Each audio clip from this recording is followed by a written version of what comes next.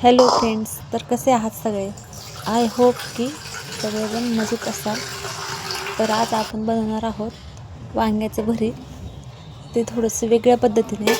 आपल्याला इथे वांगी भाजून घ्यायची नाही आहेत, तर ती उकडून किंवा वाफलून घ्यायची असं म्हणू शकतो. त्यासाठी ना सर्वात अगोदर त्याची देठे काढून घ्यायची. त्यानंतर त्याचे 2 भाग करायचे, जेणेकरून आपल्याला ते समजेल वांग खराब आहे की चांगलं. ते परत एकदा छान पाण्याने धुवून घ्यायचं आहे आणि त्यानंतर कढईमध्ये 2 चमचे तेल ओतून ते वाफवण्यासाठी ठेवायचं आहे.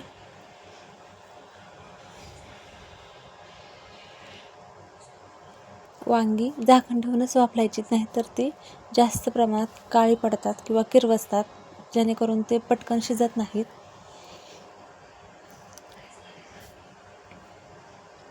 आपण त्यावर थोडासा पाण्याचा शितोडा मारू शकतो, जेणेकरून पाण्याची वाफ तयार होऊन लवकर वांगी वाफवली जातात किंवा पटकन शिजतात. वांगी शिजेपर्यंत आपण इकडे फोडणीची तयारी करायची आहे. त्यासाठी एक मोठ्या साईजचा कांदा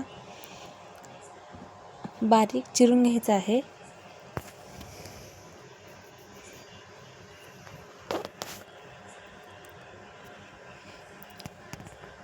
त्यानंतर एक मीडियम साईजचं टोमॅटो तुम्ही अर्ध घेऊ शकता, तेही बारीक चिरून घ्यायचं आहे. त्यानंतर कोथिंबीर छान पाण्याने धुवून तीसुद्धा बारीक चिरून घ्यायची आहे. मध्ये इकडे वांगी परतायचे, जेणेकरून खाली लागणार नाही कढईला.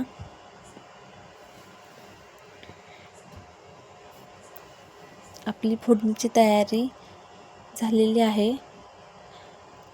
7 ते 8 पाकळ्या लसणाच्या टेचून घ्यायच्या आहेत.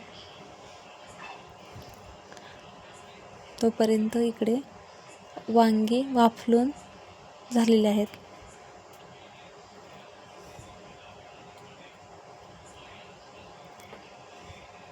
हे पहा, वांगी छान प्रकारे शिजलेली आहेत. त्याचं चाकूने वगैरे किंवा उलथण्यानेच काप करून घ्यायचे आहेत. त्यानंतर आपण त्याला फोडणी देणार आहोत. त्याच कढईमध्ये वांगी काढून त्याच कढईमध्ये आपल्याला 2 चमचे तेल ॲड करायचं आहे. त्यामध्ये मोहरी टाकायची आहे. ती छान तडतडली की त्यात जिरे टाकायचे आहे. त्यालाही छान फुलून द्यायचं आहे.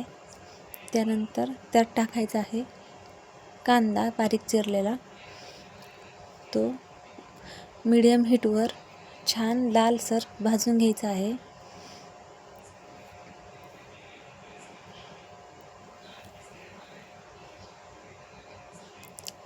अशा प्रकारे भरीत केल्यामुळे खूप छान टेस्ट येते या रेसिपीला. कांदा छान लालसर परतून झाला की त्यात आपण किसलेला लसूण ॲड करायचा आहे.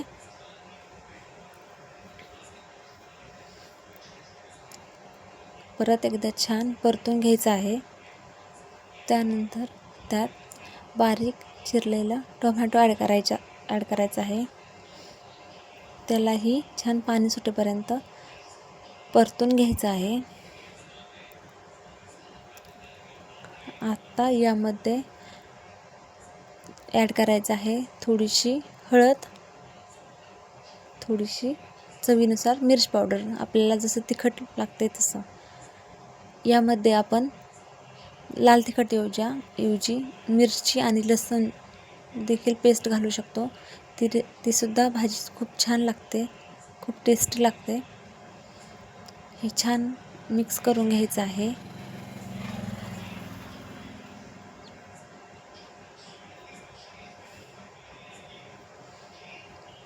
त्यानंतर त्यावर थोडंसं मीठ घालायचं आहे. परत एकदा छान परतून 2 मिनिट झाकण ठेवायचं आहे.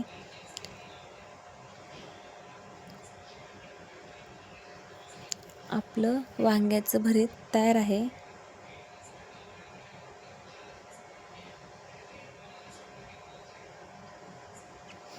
आपण ही रेसिपी बाजरीच्या भाकरीसोबत खाऊ शकतो. खूप छान लागते.